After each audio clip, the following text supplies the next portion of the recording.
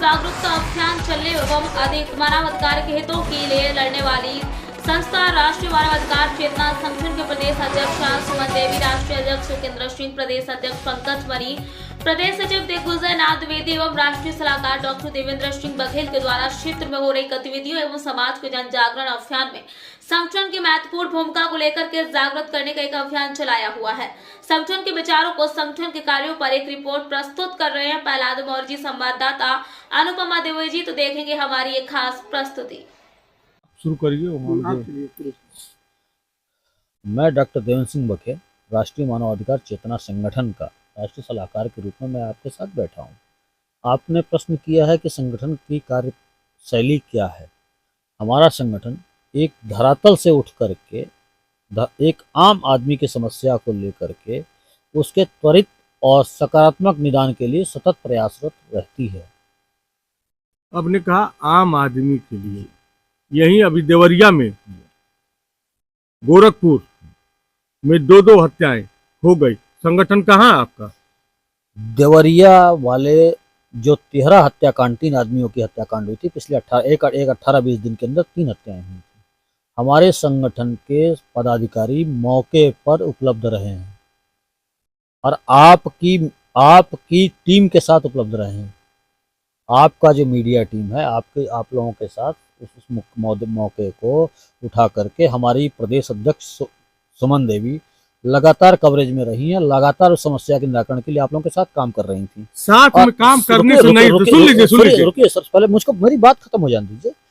सुमन देवी लगातार उसमें लगी रही है। एसएसपी के संज्ञान में रहा है मामला, डीआईजी के संज्ञान में रहा है, पुलिस प्रशासन के अधिकारियों को उठाया गया, रातों रात एनकाउंटर तक हुए हैं। इनकाउंटर होना ये हत्या या जो भी हो रहा है, इनकाउंटर से कम हो जाएगा, खत्म हो जाएगा। भय भिन्न होई न प्रीत, बिना भय के कोई काम नहीं होता है। भय बना हुआ है, प्रशासन अपना काम कर रहा है, वो हो गया। लोकल इंटेलिजेंस कहीं ना कहीं फेल्योर रहा है कि इस तरह की घटनाएं हो गई हैं। सर, गोरखपुर में जो हुआ है ये रास्ते के विवाद को लेकर हुआ है और ये विवाद आज से नहीं चल रहा है, बरसों से चल रहा है। तो क्या इस पे माना जाए कि राजस्व विभाग की भी गड़बड़ी है? देखिए, अगर बरसों से विवाद चले आ रहे हैं, किसी विषय पर किसी रास्ते का विवाद है, तो इसको सार्वजनिक व्यवस्था बनी हुई है, एक नियमावली बनी हुई है ब्लॉक स्तर पर, क्षेत्र पंचायत स्तर पर, तहसील स्तर पर। उनके समक्ष मामले को समय से उठाया जाना चाहिए था और उसका समयानुसार निराकरण किया और कराया जाना चाहिए। समय से कौन उठाएगा? आप उठाएंगे? अरे हम लोग तो उठाए, रास्ते का उसका राजस्व की टीम उसको निर्णय नहीं दे रही है। हमारे पास वो मामला, आपने सहजनवा शायद गीडा का मामला जो था, वो सहजनवा तहसील का मैटर था, वो मेरे पास आया था। हमारे पदाधिकारी वहां भी पहुंचे थे, प्रदेश अध्यक्ष हमारी पहुंची थी, सुमन देवी पहुंची थी। उसको लेकर के एसएसपी के यहाँ रात को ही एसएसपी पहुंचे थे, उनके साथ सारी बातें हुई हैं।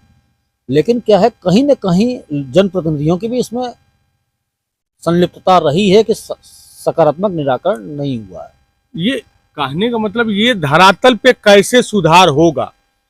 इसके लिए ग्राम स्तर पर, तहसील स्तर पर, ब्लॉक स्तर पर कमेटियों का गठन होना चाहिए जो क्षेत्र की सार्वजनिक समस्याओं को उठाएं और शासन स्तर तक पहुंचाएं। आप राजस्व टीम को एकदम साख पाक बताते हैं।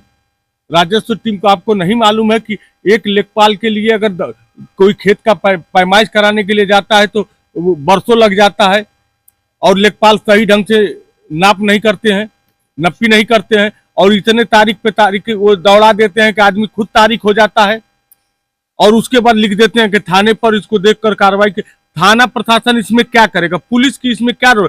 पुलिस का एक ही रोल है कि दोनों पक्ष को शांति भंग से रोकना। न पुलिस नप्पी करेगी, न लेखपाल का पैमाइश लेखपाल आते हैं उल्टा सीधा नाप के चले जाते हैं। क्या उनके पास कागज है? फिर भी ऐसा हो रहा है, क्यों ये हो रहा है? तो 2 चीजें, लेखपाल कोई भी जो सरकारी सिस्टम में बंधा हुआ आदमी होगा वो अपनी सीमाओं से बाहर जाके कार्य नहीं कर सकता है। आप अपनी बात को सही तरीके से सही प्लेटफॉर्म पर उठाएंगे तो आपका समाधान होगा। राजस्व विभाग को मेरे तरफ से कोई क्लीन चिट नहीं दी गई है।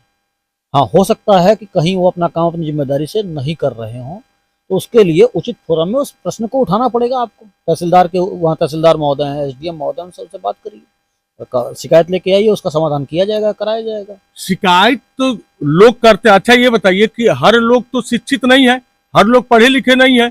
जनता आज भी हमारे दक्षिणांचल में आज भी बहुत से लोग हैं कि जो नहीं जानते, जाते हैं तारीख पे तारीख।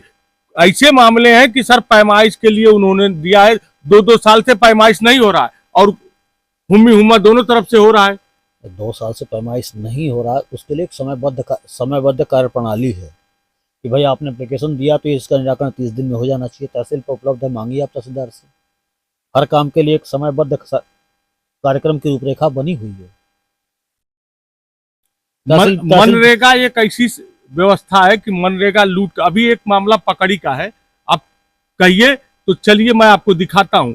भट्ठे से लेके पुल तक मट्टी पड़ी नहीं, 2 महीने से उस पे हाजिरी लग रही है, मिट्टी पड़ रही है। और आज भी कल हम लोग गए थे वहां देखे मट्टी पड़ी ही नहीं है। मेरी जानकारी में ऐसा कोई मामला अभी तक नहीं आया है। अगर आएगा तो मैं इसकी जांच करूंगा और कराऊंगा। आप जाकर स्वयं जांच कर सकते हैं। आपने कहा तो इस बात को मैं उठाता हूँ और अपने अधिकारियों को वहां भेजता हूँ, इस विषय पर वार्तालाप करता हूँ और कराता हूँ। ऐसी लूट की मशीन बनी हुई है मनरेगा की जिसका कोई हिसाब है नहीं है। आज की तारीख में सारा काम डिजिटल है, जियो टैगिंग पर है। ऐसा कहीं कुछ नहीं किया जा सकता है। अगर कहीं हो रहा है तो उसके लिए आपकी शिकायत आई, आपकी शिकायत का अनुसरण करते हुए हम लोग इस पर काम को, हमारी संस्था के लोग इस पर काम करेंगे। इस पे आपकी संस्था क्या करेगी? हम करते हैं, शिकायत करते हैं, इस पर शिकायत का निराकरण करते कराते हैं। अगर शिकायत सही है तो इस पर निराकरण होगा। चलिए हम मौके पर आपको दिखाते हैं। बिल्कुल सर, अभी चलते हैं, चलते हैं आप। ये चीज हो रहा है। ठीक है सर, इस पर बात करते हैं आगे। अब दूसरी बात,